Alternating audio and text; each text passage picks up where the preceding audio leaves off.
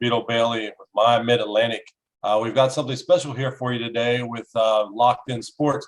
Today I have here with me Tim Cook with United Wiffle Ball. How you doing, Tim? Doing great. Thanks for having me on. Hey, what do you do with United Wiffle Ball? With your title and maybe how long you've been with them? I've been with United Wiffle Ball for 2 years. We created the organization back in March of 2020, right as the pandemic started. I'm the director of operations and one of 9 committee members who make up the committee for UW. Okay. So this is kind of a new, I guess, league or tournament. I think there is some other wiffle ball outfits out there. How big is wiffle ball? Yeah, so wiffle ball is very big, especially in the Northeast and the Midwest. There's so many players and teams who play in tournaments, leagues, a ton that we never reach that just play in their backyard. United Wiffle is like the basically is taking what's been done for the past 27 years on a national basis and continuing it for the national championship tournament. Yeah, I'm sure a lot of people didn't realize that, like myself. I mean, we used to play this when we were younger. Now, some I guess these guys are young or old, or I guess it's just male, female.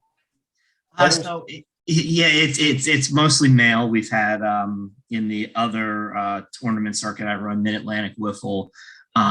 We've had a couple of women play, but it's very male dominated. But really, we go from anywhere from, especially this weekend, 13-year-olds to I think our oldest player this year will be 54 years old. Wow. Okay. So what is happening, I guess, this weekend here in York, PA? So this weekend, Friday night, we're having a Friday Night FanFest.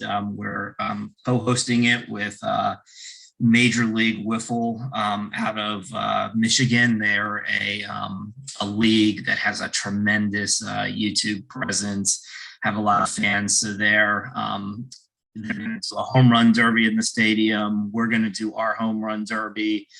There's going to be full-on catering, DJ. It's just going to be a really fun night to come out before we get the actual game started, right early Saturday morning. Right. So that what you were just explaining, that's going to be mostly at the Fan Fest on Friday night, and then the tournament basically starts Saturday morning.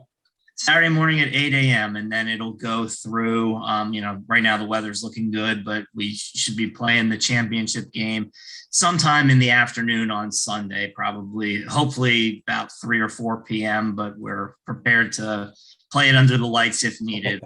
I don't think anyone will complain. October baseball is played in the cold and under the lights, and October wiffle shouldn't be any different. I was going to say, I caught you guys last year on the last day, I guess, and it was a little misty and rainy, and I guess they are calling for a little drop of temperature this week, but I don't think it's going to be anything too bad for those guys because, like say, wiffle ball is going to plastic and the bats. What type of bats are they?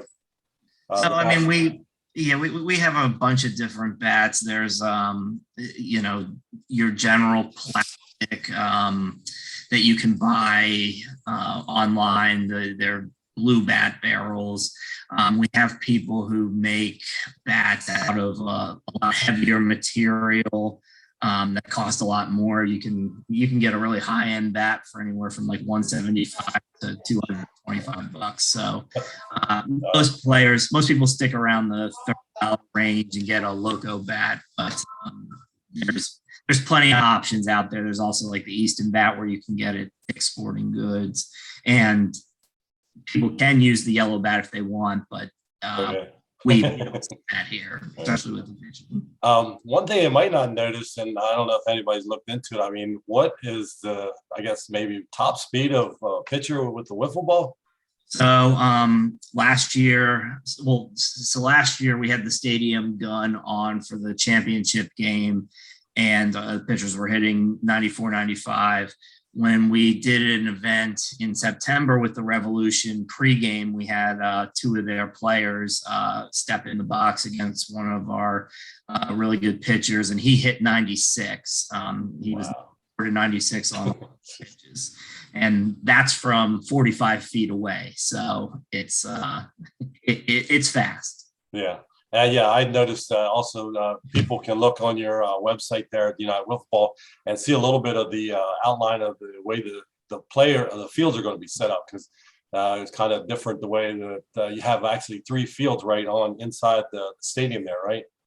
Yeah, so we have 3 fields on the infield, and then this year, last year we had 5 in the outfield. We'll have 6 in the outfield this year, so a total of 9 fields. It really, being in a professional stadium and one as high quality as PeoplesBank Park is, it really gives this event a real professional, just great atmosphere. Well, I'm glad you guys are back. I'll be looking forward to seeing you most of this weekend. Locked In Magazine will be out there Friday night, some of Saturday, and most of Sunday. Anything closing for the fans and spectators out there? You want to let them know for sure?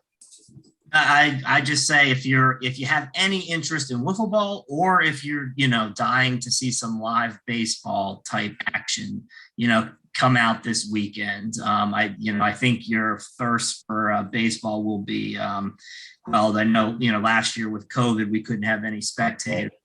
And, the Revs had a full season this year, but I know as a baseball fan myself, I still didn't get to enough games this year as I want to. So if you still got that itch before the weather really turns and the hot stove season for baseball gets here, come on out Friday and Sunday and experience wiffle ball like you've never seen it before. Thanks, Tim. Great. We'll see you. And all the Locked In fans, hopefully we'll all stop out and kind of check out, see what's going on there. Thanks, Tim. Thank you very much. Have a good day.